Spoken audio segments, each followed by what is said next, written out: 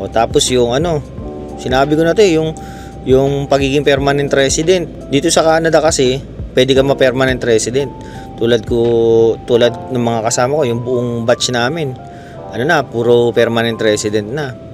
Lahat ng mga benepisyo na nakukuha ng ng isang citizen dito, nakukuha na namin.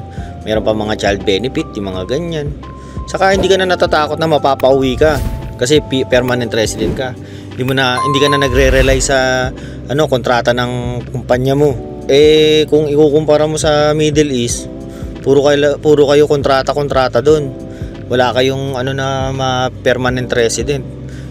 Yung naman, hindi naman to problema kasi hindi naman lahat ng tao gusto ma-permanent resident sa lugar na pupuntahan nila eh.